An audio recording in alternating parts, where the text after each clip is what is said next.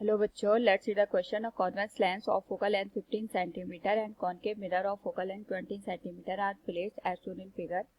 Point source S is placed at a distance 12 centimeter from the lens. If final rays comes out parallel to the principal axis, then here we have given a diagram with four options. A, the separation between lens and mirror is 25 centimeter. B, the separation between lens and mirror is 40 centimeter.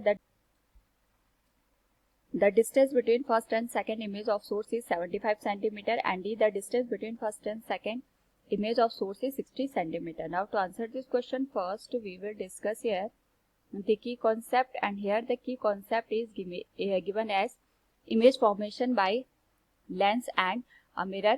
तो lens हमारे पर refraction के phenomena पे काम करते हैं और mirror यहाँ पे रिफ्लेक्शन के फिनोमिना पे काम करते हैं। तो लेंस में जो भी इमेज बनती है उसमें इमेज के डिस्टेंस, ऑब्जेक्ट के डिस्टेंस और फोकल लेंथ को हम यहाँ पे लेंस फॉर्मूला से इंडिकेट करते हैं, that is 1/v minus 1/u equals 1/f। ये हमारे पास यहाँ पे लेंस फॉर्मूला हो गया। इसी तरीके से हम मिरर फॉर्मूला का यूज करते हैं 1/v plus 1/u equals 1/f।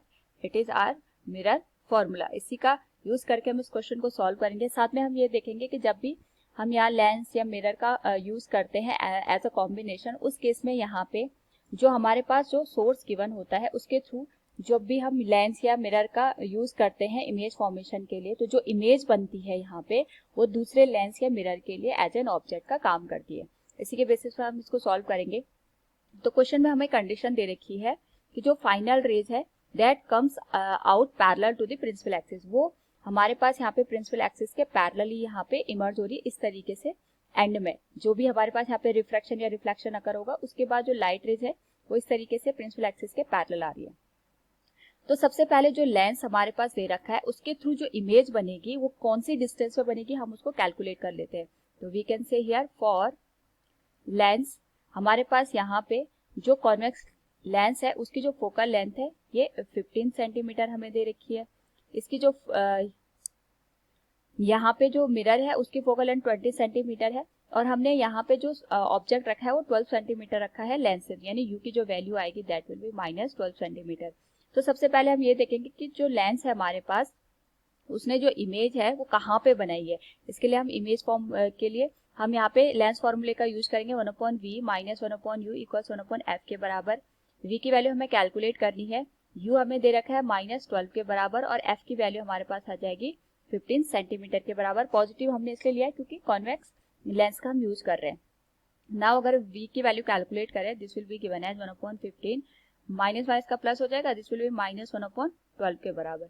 Solve करें अगर हम इसको तो ये आ जाएगा हमारे पास यहाँ पे 60 and this will be given as 4 and this will be given as 5 के, तो ये आ जाएगा -1/60 के बराबर। नाउ यहाँ पे अगर हम सॉल्व करें इसको तो we can say here v की जो वैल्यू आएगी that will be given as -60 centimetre. Minus sign हमें ये बता रहा है जिस साइड हमने ऑब्जेक्ट रखा है उसी साइड हमारे पास इमेज भी बन रही है। यानी अगर मैं यहाँ पे सोर्स को अज्यूम कर रही हूँ, इससे जो लाइट रे जाएगी इस तरीके से वो यहाँ पे रिफ्रैक्ट होगी, रिफ्रैक्ट होने के बाद ये मिरर पे इस तरीके से पहुंचेगी, लेकिन जो इमेज बन रही है वो ऑब्जेक्ट की साइड ही बन रही है। यानी यहाँ पे अगर मैं इसको बैकवर्ड डायरेक्शन में इस तरीके से मूव करूँ तो हमारे पास यहाँ पे जो इमेज बनेगी दैट विल बी I1 और यहाँ पे हमारे पास लेंस से इसकी जो डिस्टेंस होगी that will B 60 centimetre. Now यहाँ पे क्योंकि हमारे पास जो फाइनल लाइट रे है वो पैरेलल आनी चाहिए, तो अब हम इसको इस तरीके से अज्यूम करेंगे यहाँ पे रिफ्रैक्शन हुआ, रिफ्रैक्शन के बाद जो लाइट रे है वो हमारे पास मिरर पे पहुंच गई। अब हमें क्योंकि जो लेंस है लेंस से जो लाइट रे है वो पैरेलली निकलनी चाहिए, तो वो तभी पॉसिबल है जब यहाँ से रिफ्लेक्शन होगा और रिफ्लेक्शन के बाद जो लाइट रे हमारे पास यहाँ पे पहुंचेगी वो लेंस के फोकल लेंथ पे पहुंचनी चाहिए, क्योंकि जब यहाँ पे हमारे पास जो लाइट रे है वो फोकल लेंथ पे पहुंचेगी तो जो लाइट रे इस तरीके से हमारे पास आएगी वो रिफ्रैक्शन के बाद पैरेलल हो जाएगी, क्योंकि हमें पता है जब भी कोई भी लाइट रे हमारे पास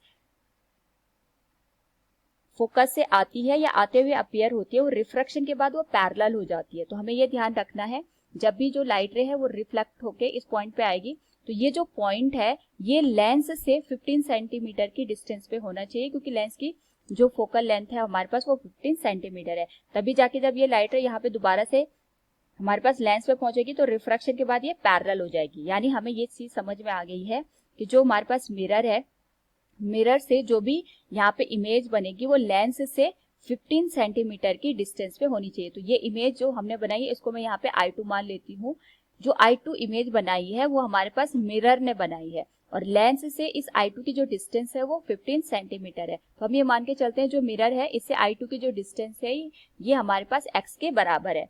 तो टोटल यहाँ पे लेंस और मिरर के बीच की अगर हम यहाँ पे लेंथ देखेंगे that will B 15 plus x। Basically हमें यही फाइंड आउट करना है और साथ में जो I1 और I2 है इनके बीच की डिस्टेंस भी हमें कैलकुलेट करनी है। तो सबसे पहले हम यहाँ पे एक चीज तो ये निकाल सकते हैं कि I1 और I2 के बीच की लेंथ कितनी होगी।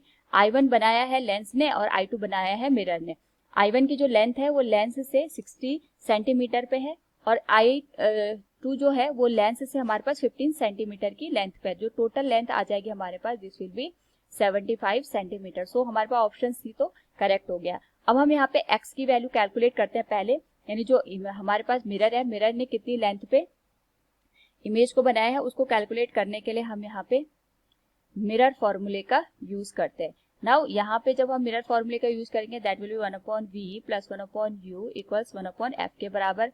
v की वैल्यू हमें कैलकुलेट करनी है, ये आ जाएगी माइनस x के बराबर प्लस u। हमारे पास यहाँ पे हमें ध्यान देना है कि हमारे पास जो इमेज लेंस ने बनाई है वही मिरर के लिए एज एन ऑब्जेक्ट का काम करेगी। अगर हम यहाँ पे मिरर से देखेंगे तो मिरर के लिए जो ऑब्जेक्ट है वो S नहीं है, मिरर के लिए जो ऑब्जेक्ट है वो I1 है और मिरर से I1 की जो लेंथ है ये टोटल हमारे पास है यहाँ से यहाँ 60 है और यहाँ से यहाँ हमारे पास 15 प्लस x है, क्योंकि हमें पता है ये जो लेंथ है ये 15 है और ये जो लेंथ हमारे पास ये x के बराबर है। So we can say u की जो वैल्यू आएगी that will be negative sign के साथ हम यूज करेंगे 75 प्लस x और फोकल लेंथ हमारे पास जो मिरर दे रखा है उसकी जो फोकल लेंथ है क्वेश्चन के अकॉर्डिंग इट इज 20 सेंटीमीटर। हम माइनस साइन यूज करेंगे क्योंकि ये कॉनकेव मिरर है। नाउ सॉल्व करें अगर इसको तो ये आ जाएगा हमारे पास यहाँ पे नेगेटिव साइन दोनों साइड है तो हम दोनों साइड का नेगेटिव साइन यहाँ पे ओमिट करके इसको रीअरेंज करके इस तरीके से लिख सकते हैं 1/x plus 75 plus x will be equal to 1/20। LCM लेंगे तो ये आ जाएगा 75 प्लस x मल्टीप्लाइड डिनोमिनेटर में हम इसको करेंगे 75 प्लस x इंटू एक्स के साथ and this will become 1/20। Solve करें अगर हम इसको यहाँ पे this will become 75 plus 2x और ये मल्टीप्लाई हो जाएगा 20 के बराबर। ये आ जाएगी हमारे पास value 75 plus x into x this will become 75 x plus x square. Now ये बनेगा हमारे पास 1500 दिस विल बिकम 40x और ये आ जाएगा हमारे पास 75x plus x square. Solve करें इसको तो this will become 35x minus 1500 equal 0। Now अगर हम इस क्वाड्रेटिक इक्वेशन को सॉल्व करें तो we know that x square plus ये बन जाएगा हमारे पास 60x minus 25x equals minus 1500 equals 0 के बराबर और यहाँ से x कॉमन ले ले तो ये आ जाएगा x प्लस 60 माइनस 25 कॉमन ले ले तो ये भी बन जाएगा x प्लस 60 के बराबर। This will be equal to 0। This could be written as x minus 25 into x plus 60 equal 0। यहाँ से x की वैल्यू कैलकुलेट करें तो ये आ जाएगा 25 और ये आ जाएगा हमारे पास माइनस 60। तो जो x की वैल्यू है वो हम 25 यहाँ पे लेके चलेंगे क्योंकि x की जो वैल्यू है वो 60 पॉसिबल नहीं है, क्योंकि हमारे पास यहाँ पे जो इमेज बननी चाहिए वो लेंथ से 15 सेंटीमीटर या फोकल लेंथ पे बननी चाहिए, जो कि तभी पॉसिबल होगा जब हम x को पॉजिटिव लेंगे। वैसे भी हमने x का साइन जो है वो ऑलरेडी नेगेटिव सॉल्व किया था क्योंकि हमारे पास जो इमेज है वो मिरर के फ्रंट साइड ही बन रही थी। तो x की जो वैल्यू आएगी वो पॉजिटिव हम लेंगे दैट विल बी 25। तो हमें ये पता चल गया जो इमेज बन रही है मिरर से वो 25 की डिस्टेंस पे बन रही है। नाउ यहाँ पे अगर हम बात करें लेंस और मिरर के बीच की जो लेंथ होगी ये 15 सेंटीमीटर है और ये x हमारे पास हमने कैलकुलेट किया है 25 के बराबर। So it will be given as 25 plus 15 40 centimetre. So from the given option हमारे पास जो बी ऑप्शन है the separation between lens and mirror is 40 centimetre.